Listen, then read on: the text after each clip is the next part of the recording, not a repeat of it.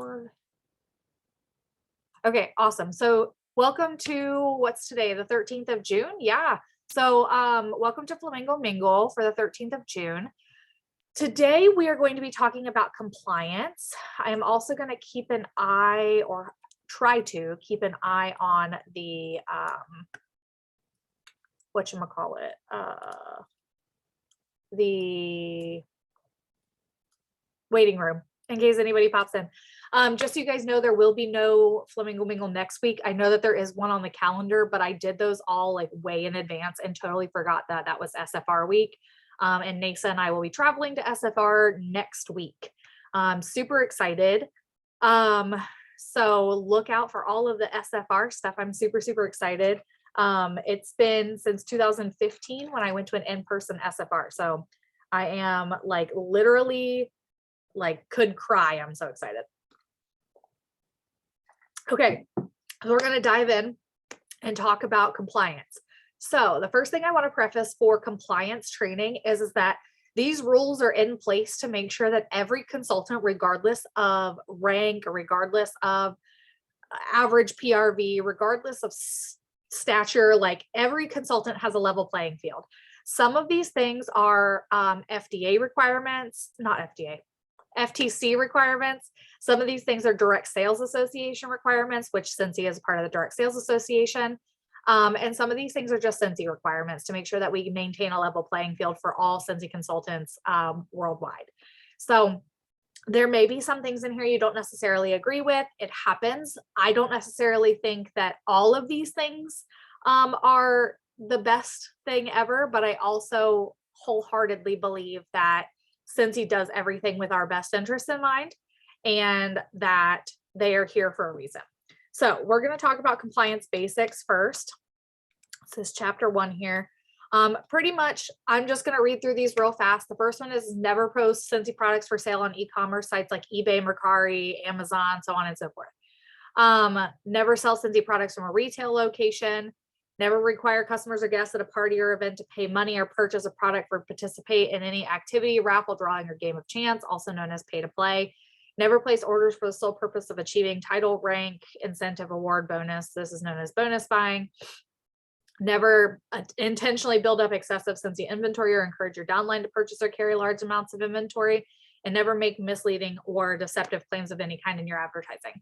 So I'm going to break down these ones. These are pretty much the heavy hitters of our compliance rules.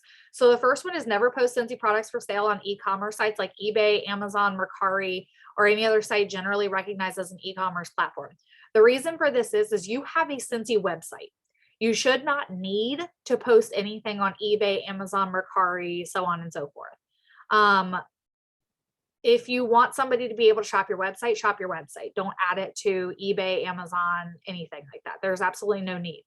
If you need to sell personal product, do so in a private forum. So like you can do it in an open house, like anything that you have that you don't necessarily use anymore.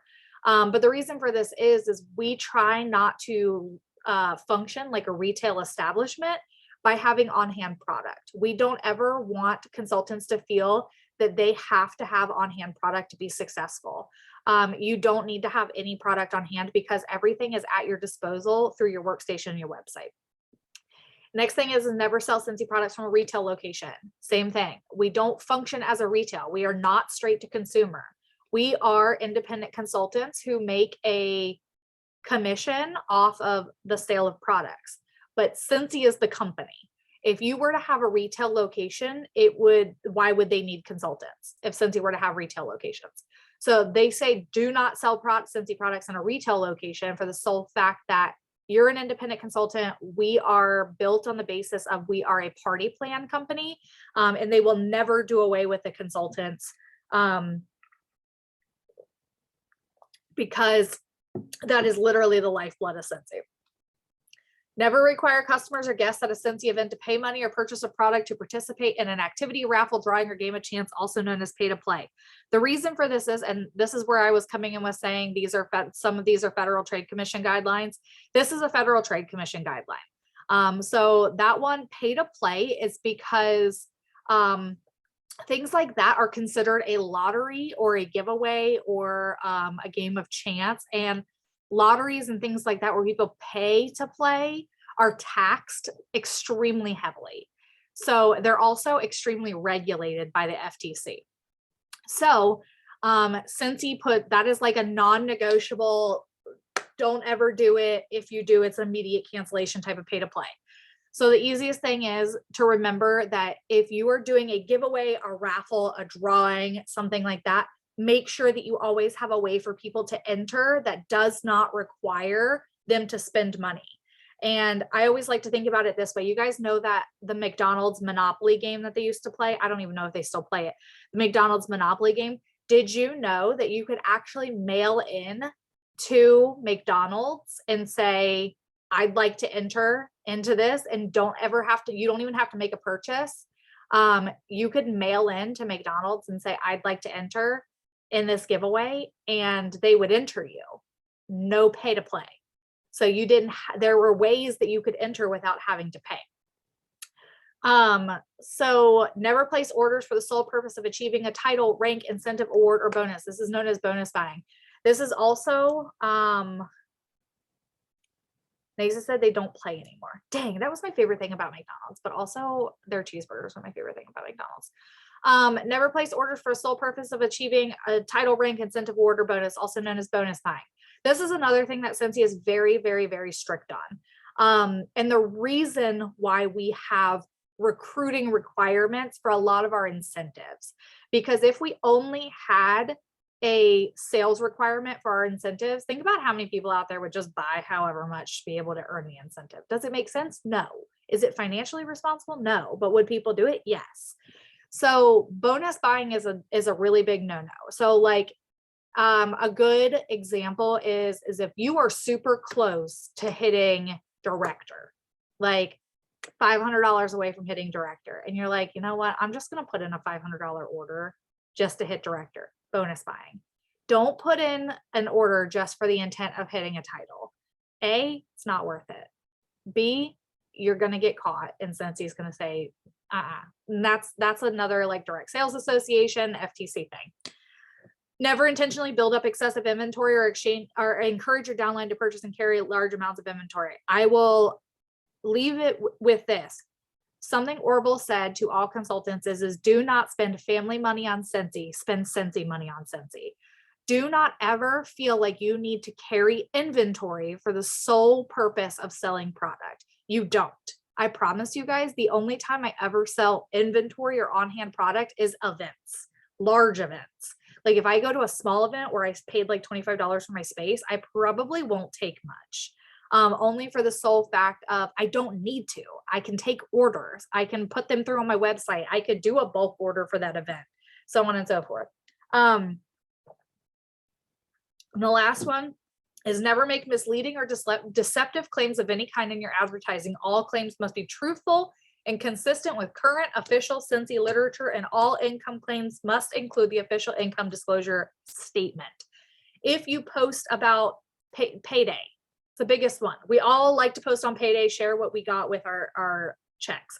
Please post what you're able to do with your Scentsy money. Please do it. Just add the link, the income disclosure link, and there's a bit.ly link. It's bit.ly or bit.ly/income disclosure statement. Copy it, save it on your boards. And anytime you post anything about what Scentsy has done for you or how you've been able to afford such and such with Scentsy, slap that on there, even if you don't think you really need to. Just be safe. That's a Federal Trade Commission thing, and it's to make sure that we're providing appropriate ideals on what people can do with Scentsy money, because not everybody is going to be a superstar director. Not everybody's going to make $0. There's this in between. So the income disclosure statement is a disclosure that tells people, here's the average that consultants make. Next thing is pricing and advertising. So we're now on to chapter 2, and I told you guys I'm going to try to breeze through these as much as possible. Pricing and advertising. Scentsy sets corporate pricing, sell at corporate pricing. Personal specials. Here's the thing, personal specials, do them in private. If you're planning on offering a special, like let's say free shipping, or you're planning on offering a free bar with the purchase, or whatever your personal special might be, even if it's an on-hand stock sale, whatever it is, just think of it as it's a secret sale, a secret special. And the reason for this is, and this is probably the one that's most heavily debated, is because not everyone has the same opportunities to offer personal specials. Not everybody is financially in a spot to be able to offer a personal special. So let's say if I decided to offer $25 off of every order, no matter what your order price is, even if you spent 25 bucks, whatever, I give you your order for free.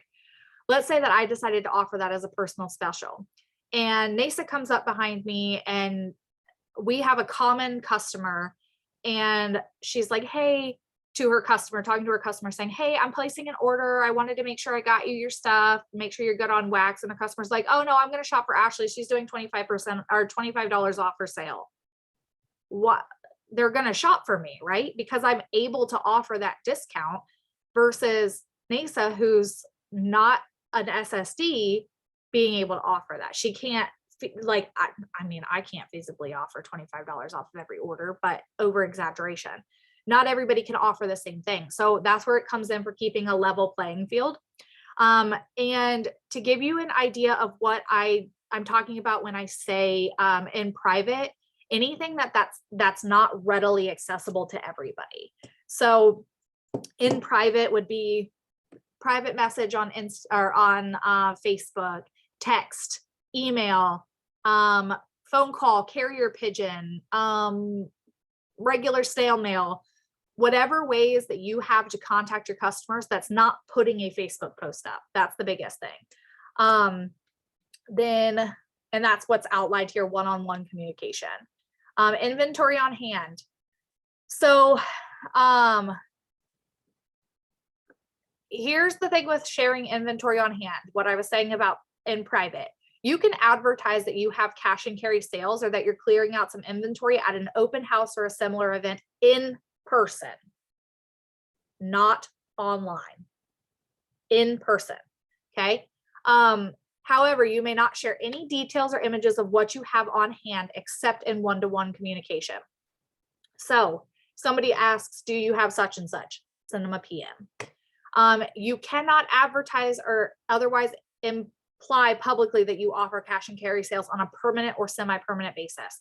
So don't put a sign out in your front yard that says, Scentsy Consultant lives here, come shop between the hours of such and such. Do not post, publish, or comment with pictures or videos in a product advertisement showing or listing more inventory on hand than what would qualify as a compliant promotional display. Essentially, a compliant promotional display is one of each product. Or easiest way to explain it is, don't make it look like you have excessive inventory behind you. If you have a product display behind you, like a cute little setup with some different warmers and so on and so forth, that's fine. But don't, like, in the back of your live videos, like my wax wall in the back of my live videos, like my baskets, you can't see them, can't see what's in them for a reason. Y'all know that there's wax in those baskets, but you can't see the wax in the baskets because I don't want to showcase like I have excess inventory.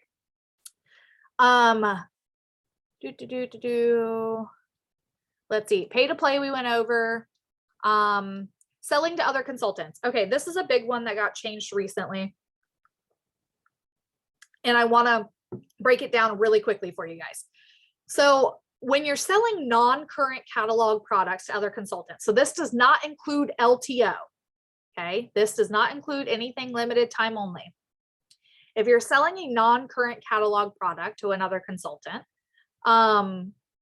say if I'm looking for Christmas cottage bars, okay, Christmas cottage bars are not currently in the catalog, but they were in the fall catalog.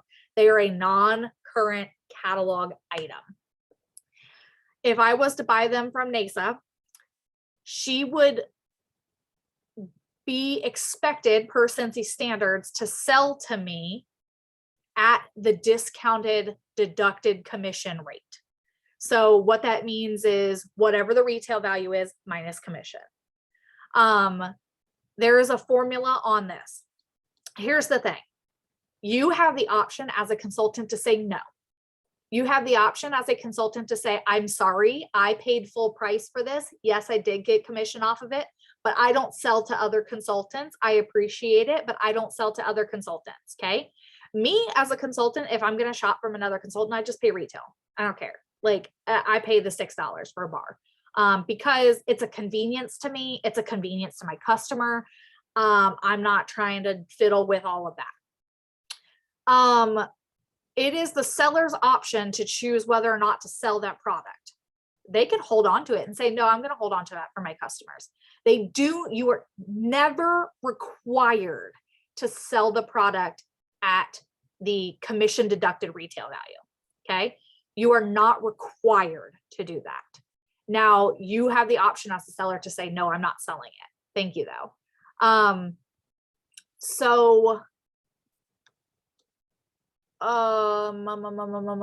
Yeah. So pretty much if somebody says, well, I'd like the consultant rate and you don't want a discount for commission, just tell them I choose not to sell to other consultants. I appreciate that. If you'd like for me to sell direct to your customer, I'd be happy to. And if you guys have any questions as we're going along, put them in the comments and I'll answer them as we go through.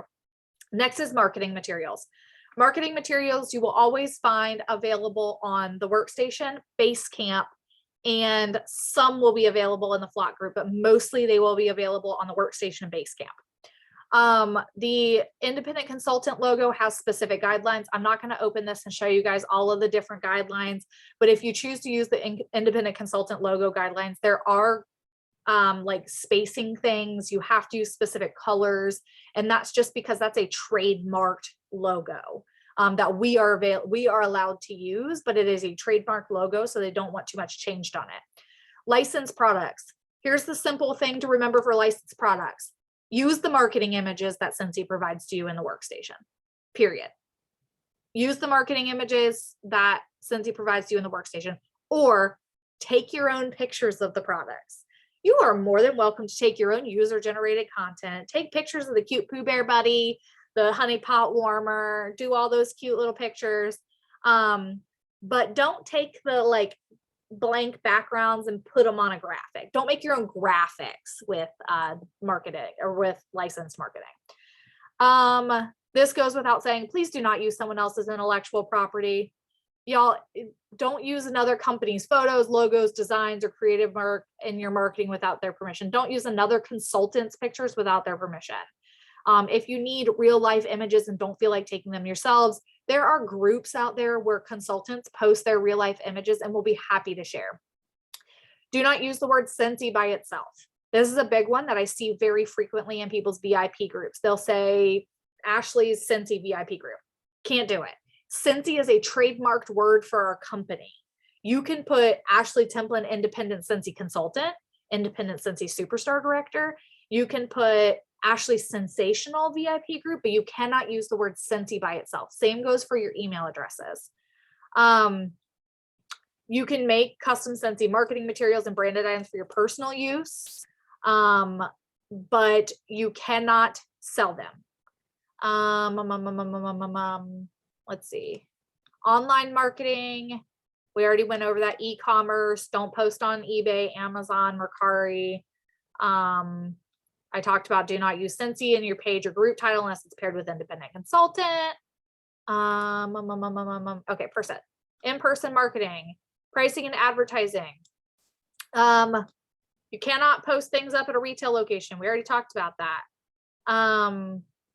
Okay, here's the big one I also see. It is important that passerbys do not mistake your home for a retail location. So do not display Scentsy signage in your windows, outside your residence, or at any location where you operate your Scentsy business that might appear to someone passing that is a retail location. Do not post business hours or a Scentsy logo on your window so that people know that they can come buy Scentsy there. Okay, we are a consultant-based business. We are not a retail establishment. Don't think that you need to identify yourself as a retail establishment. You can put up a promotional display at a retail location. So like your hairdresser, You can take a warmer, some catalogs, wax to your hairdresser. I guarantee your hairdresser would be perfectly happy with it.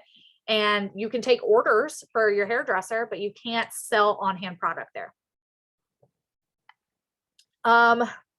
Temporary events, easiest way to, Nasa, that is fine. That's completely different. Yeah, Nasa said she's a decal on our car that's visible from the street with my number and website. Golden. If you don't already have your car branded, that's kind of a workaround. Brand your car, park it in the driveway so people can see the decal on the back of your car, because it's not advertising that you have on-hand product. It's advertising, hey, you live here. This Scentsy Consultant lives here. Temporary events like fairs and shows can be a great way to meet new customers, promote Scentsy opportunity, and conduct cash and carry sales. Temporary events are not held in a retail location. This is the other big one that I always have to like be the bad guy about with people on our team. You cannot set up to sell cash and carry inside of a retail location. I know that that sucks. I know that it's like one of the most controversial things. I know it doesn't make any sense, but it is a rule. You cannot set up cash and carry sales in a retail location. No malls, no AFEs, I think is what, yeah. AFEs. Somebody who's military, correct me. PX, BX, whatever y'all want to call it. Don't set up inside of a nail salon with a huge Scentsy setup, whatever. Easiest way to explain it is if they sell retail product in that establishment, you cannot set up to sell cash and carry product. And the reason for that is the same thing about marketing yourself as a retail establishment. If you're set up in a place where they have retail products that they're selling, it could be mistaken that you are going to be there selling your products continuously. It's tough. It does. If they're having a vendor event in the mall, Mesa brings up a good point.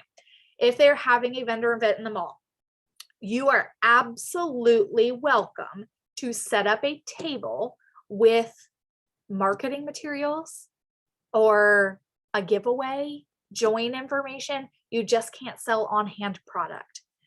Here's the thing though, and something I have done. You can take orders at that event. Easiest thing to do is just carry a list of your inventory and take orders. And that's the easiest workaround. Or take orders on your phone, or if you have a computer and have Wi-Fi available. It is super common to have vendor events in malls. And if you notice at a lot of those vendor events, there's not a Scentsy consultant. And that's because we have these clear guidelines of what's acceptable and what's not. If you participate in a fair or show, you can collect orders with a promotional display. You can offer cash and carry as long as it meets that temporary event qualification. So not in a retail establishment. Let's see. Here's another one that I always get people who struggle with. You can't post a picture or video of your booth stock. You can post a picture or video of a promotional display on social media to advertise your event. So my favorite thing to do is post a picture of it empty and say, oh, I just got done setting up, getting ready to shove all my product in there. Come on out to such and such event. But you cannot publicly advertise your Scentsy booth by posting a picture, video, or a list of specific items that you will have for cash and carry. Goes along with the same thing of making sure that you're not showcasing inventory. And the other, sorry, brain fart. The other thing that I always see the most commonly, I don't like to say broken, but most commonly broken rule is you cannot represent or sell Scentsy and non-Scentsy products or opportunities at the same event. So if you make homemade crafts or tumblers or something, you can't have one booth and sell both Scentsy and another thing. It has to be a Scentsy designated booth or an other product designated booth. You can't cross promote. let's see. Okay. Excuse me. Ooh, good Lord, that was gross. This is one of the ones that, even if you're not a leader, I want to go over really quickly with you guys, because I feel it's important to chat about ahead of time if you plan on being in a leadership role. So there are a lot of things that you'll see a lot of leaders do. There are very few things that we are required to do. So there are set guidelines that you have to follow if you are director and above. Okay. This only goes for director and above, but these requirements are only director and above. That does not mean that if you are under a director, you should not implement these. They are good things to implement as you scale your business up. So you are responsible for providing assistance, providing training, communicating regularly, and providing team interaction. And they are broad spectrum for a reason. Providing assistance could be something along the lines of answering a question during your business hours. Providing assistance does not mean you need to be consistently available. Providing training could mean making sure your consultants know where they can go to find the training that Scentsy provides, not necessarily facilitating your own training every week. Communicating regularly. Communicating regularly according to the Scentsy standards states that you have to reach out to your team once a month. That's crazy, isn't it? Once a month? What if y'all only heard from me once a month? That's like gross to me. Like it's like makes me cringe. Once a month. And providing team interaction. So essentially just making sure that your team knows how to interact with each other. And that's all outlined in here, providing assistance. Reach out to your team on a regular basis. Check in with your team members individually, send reminders for launches. These are just suggestions of how to be proactively offering assistance. Providing trainings. Make sure your trainings are thoughtful, work with your upline on new training topics, use the training section of your success station on your workstation, facilitate a training or event, communicate regularly. So that states help your team stay informed by pointing them in the direction of the Scentsy News tab. Keeping your team united, spread the love, open new discussions, and lead by examples. That's the what, here's the how. Consider these communication methods to stay connected to your team. Team newsletter, video calls, team social page, live videos. These are just suggestions. These are not must-dos. These are just suggestions of what you can do as a leader. So I want to talk about guidelines for stewardship. As you grow your business, one of the words you're going to come to learn is stewardship. And stewardship essentially means who you have responsibility over is the easiest way to explain it. So as a consultant, not in a leadership role, so under director, you should be supporting every consultant in your downline. So anybody who joins your team, regardless of if you personally sponsored them or not, you should be supporting them in whatever way that looks like to you. Keep in mind, as it says here, keep in mind that until you promote to director, that support will be shared with your director. So you are part of their team. Okay. So you're responsible for making sure that everybody on your team feels welcome. That's it. And making sure that you have a way to engage with the people on your team, making sure they don't need anything. As a director, your immediate focus needs to be on your frontline. Frontline are the people who you personally sponsored, and each person they sponsor down to another director. So if you're a director, you're responsible for everybody underneath of you to the next director. So like for me, I am director of Team Let's Flamingo. I am responsible for everybody underneath of me down to the next director. So down to Holly Lamphere, Holly Fearby, Abby Citarella, Carly, all of those. I am responsible to everybody until it hits them. When it hits them, they take over responsibility. But As an SSD, I am responsible for everybody. Okay.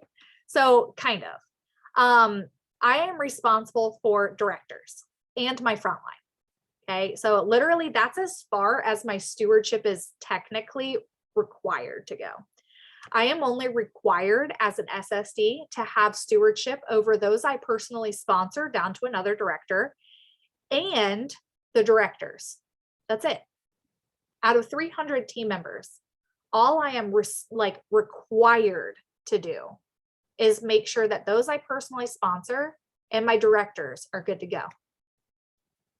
So it's crazy to me. Like, it literally blows my mind that these leadership requirements are so few, because most leaders, especially those in the flock, do a lot more than this. And we do it happily because we love you guys and we want you guys to be successful.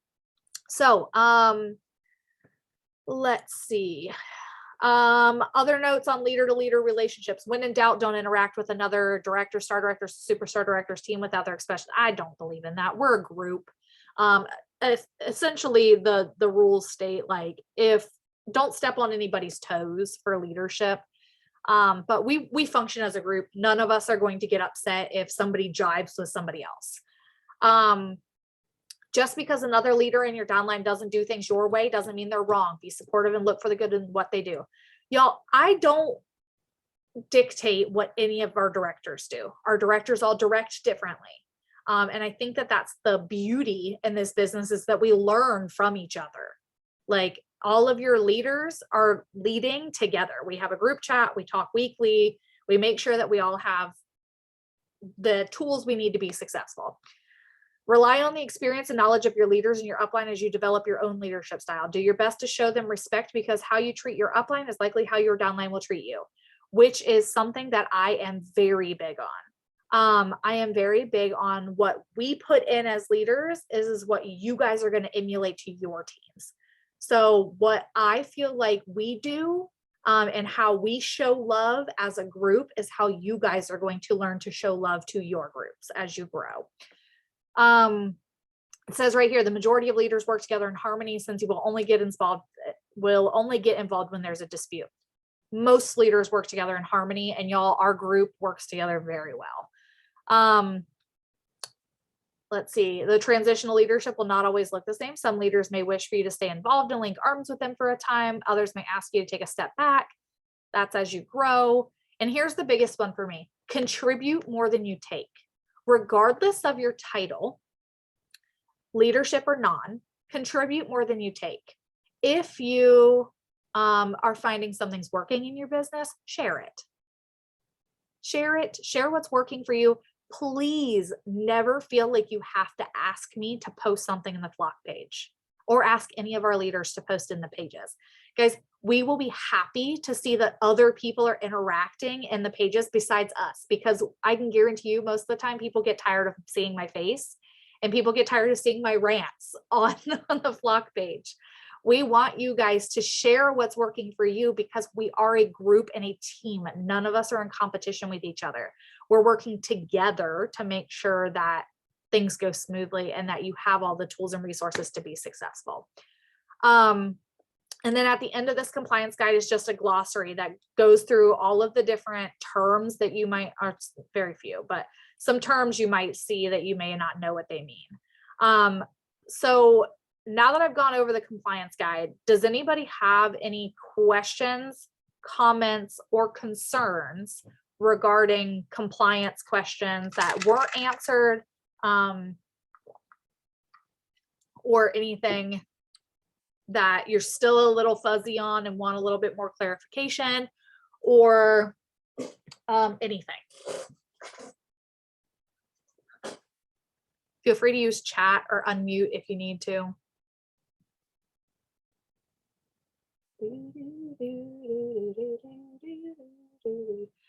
Just an additional reminder, if you weren't here in the beginning, we will not be having Flamingo Mingle next week, because we will be traveling. Well, I will be traveling to SFR. I don't know what day Nasa leaves to go to SFR.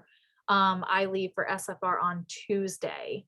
So we will not be doing Flamingo Mingle because your girl's probably going to be in a drug induced coma because traveling gives me high anxiety. So, okay. Doesn't look like Wednesday. Okay. So Nasa, you and I will get together Wednesday. And just let me know when you get in and then we'll figure all that out. Other than that, I hope you guys have a wonderful week. I'm going to go ahead and let you go. I hope you guys have a wonderful